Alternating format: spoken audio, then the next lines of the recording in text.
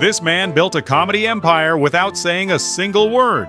And somehow that's exactly why nobody can copy him. Rowan Atkinson didn't write Mr. Bean into existence. He built him by literally standing in front of a mirror and pulling faces until something stuck.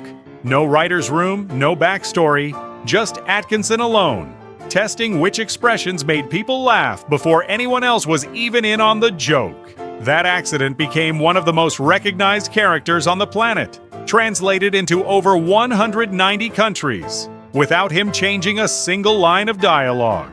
Because there wasn't one. I don't think of your characters ever as being mean or nasty spirited, but you think that Trevor is nicer than the characters you know. Yeah, I mean, in Man vs. Bee, he was quite psychopathic because the bee drove him kind of nuts. But in this one, he's not so psychopathic. He's a genuinely sweet man, I think, Trevor Bingley, and that's relatively rare actually in the characters that I played, because I think, you know, Mr. Bean is a selfish, self-centered, anarchic child, you know, really a very, you know, he looks after number one and is quite charmless as a character, and the Blackadder is a sarcastic, you know, sardonic, negative sort of guy. I mean, humorously negative in terms of what he says and the way he says it, and even Johnny English, you know, the comedy spy, a character which I occasionally play, that he's vain and sort of, again, self-centered, doesn't care about anybody else. He's a knob, really. He's another knob, yeah. But so I think Trevor Bingley is a pleasant contrast to actually this catalogue of, I mean, just people that you wouldn't want to have dinner with. Here's a strange side effect of playing the most recognizable face in comedy. Sometimes people recognize you, but not quite enough to believe it's actually you. Atkinson has told the story more than once. A man in a car parts shop swore he looked exactly like Mr. Bean. And when Atkinson admitted he actually was the actor, the man simply refused to believe him. The more Atkinson insisted, the less convinced the guy got. It turned into one of those uniquely British standoffs where nobody wins and everybody's too polite to end it. Now, you led a very academic life at Oxford. You were in the rarefied atmosphere of research, in fact. Was it a deliberate decision to go for show business? It was a very gradual process indeed. I'd always done plays and reviews and things at school, and then I came to Newcastle for 3 years to do electrical engineering at university, and I got my degree in electrical engineering at Newcastle University, and then I went to Oxford to do more electrical engineering, but as you say, this time in research. It was just as a hobby, really, that I started to do and to write and create in review, in particular, through all the fantastic opportunities that there are at a university like Oxford to do that. And it was strange because, you know, at the beginning of my time there, I suppose 10% of the time was review and 90% of the time was electrical engineering, and then slowly the percentages went like that, and 1 minute it was 40% drama and review and 60% engineering, and then suddenly it tipped 51% of the time was because the first thing I did in television, I was writing a year before I left Oxford. I was commissioned to write it even before I'd left. So it really was a very strange. Most comedians need a punchline. Atkinson has proven more than once that he doesn't even need a joke, just a delivery. On Top Gear, he was challenged to make the most boring possible words funny using nothing but tone and timing. Airbag, petrol pump, Bob. Somehow, all of it worked. It's the same skill that makes a single look from Mr. Bean funnier than most people's entire stand-up sets.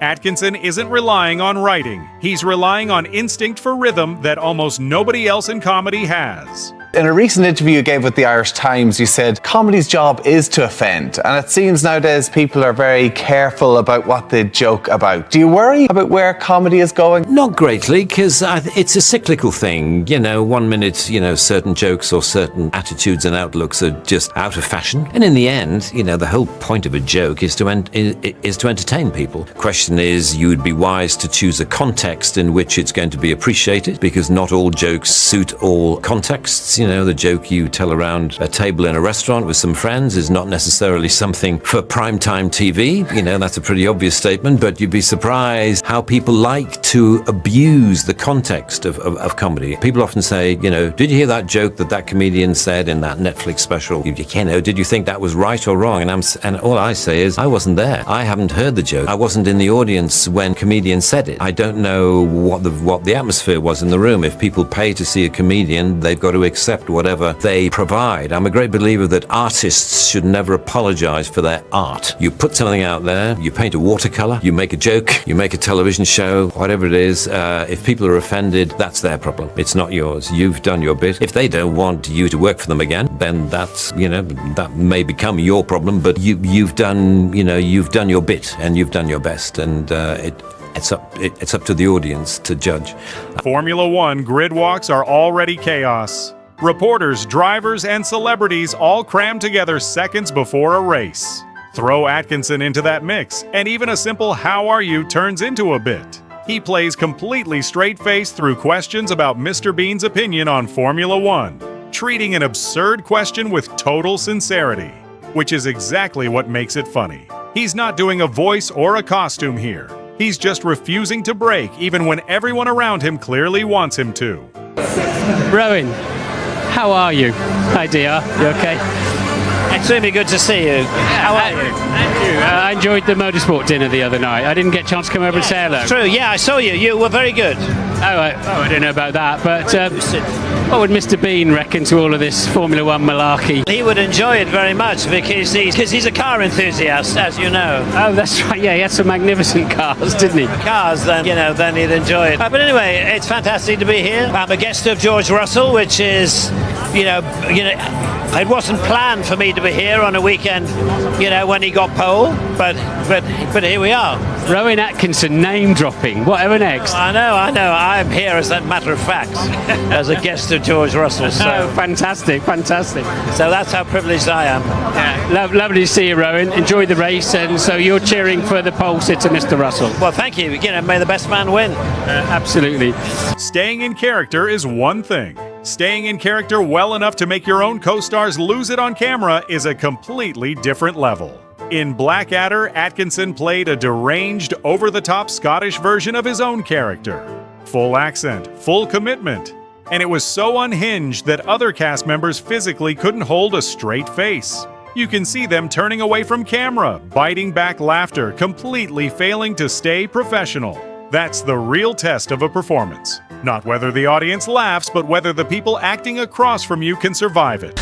This is the haircut of the character that I've been working with for nearly a year now, and it's a program which will be coming on television quite soon, at the end of May. It's something I don't really want to talk about a tremendous amount because I know the haircut makes it difficult not to want to know what kind of character it could possibly lead a normal life over this cut, but it's a situation comedy, 6 half-hour program called The Blackadder, and it'll be on towards the end of May, I believe, and we still haven't finished it. So a touch of the medieval, I would say. It is exactly right. You've always had an ambition to do a film. Yes. And I understand you've fulfilled that ambition. Well, I mean, I've done those filmed versions of stage shows, but I've always wanted to play a part in a James Bond film. I really always wanted to be the villain. I always wanted to be the man who said, "Not so fast, Mr. Bond." You know that man? Just when he's about to escape. "Not so fast, Mr. Bond." And I always wanted to say that in the film. But I did one last November. But unfortunately, I don't play villain. I play a goody-goody. I play the British consul in the Bahamas.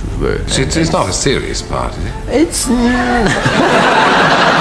Physical comedy looks effortless, right up until you hear what it actually costs. Atkinson has talked about one of his most famous set pieces, a chaotic dance sequence from Mr. Bean's Holiday, and admitted it was genuinely exhausting to film.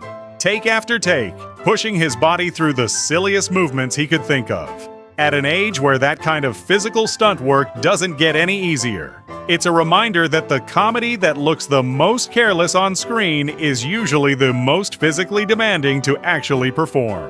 I haven't found it difficult after the passage of time in finding him again and understanding him and knowing how he would behave in any given situation. I'm pretty familiar, but I still find the business of shooting and acting him quite stressful. It's the very singular nature of the character and the fact that he is at the center of the film. I mean, obviously, but I mean, to be in virtually every shot of every day of the shooting is, I find, quite challenging. For someone this famous for physical comedy, Atkinson has always been oddly reluctant to call himself a comedian at all. In interviews, he said flatly that he considers himself more of an actor than a stand-up, and that he doesn't naturally rely on being funny in conversation the way people expect. It's a strange contradiction. One of the most purely funny performers alive, insisting he's not actually that funny in real life. Maybe that's exactly why the characters work.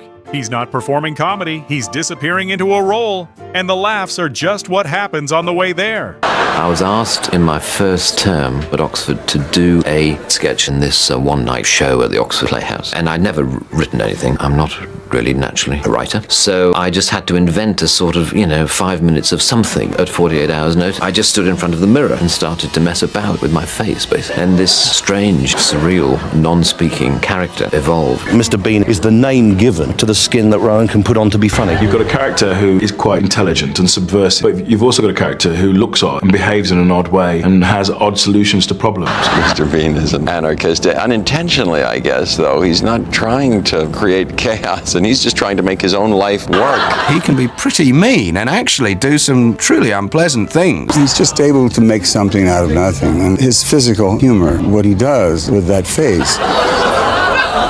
I mean, quite a lot of Bean is very extreme, but quite a lot of the stuff that I like the most is when he's just sitting in a chair in a dentist's waiting room, nothing much going on, and just watching him. How he bides his time always amuses me greatly.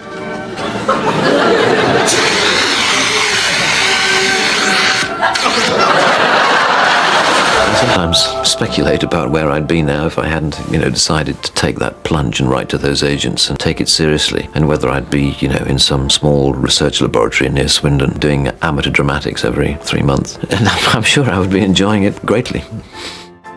From a man staring into a mirror in the 1980s to a character recognized in nearly 200 countries, Rowan Atkinson didn't need a single word to become one of the most imitated performers on the planet. And somehow, after all these years, nobody's actually managed to copy him.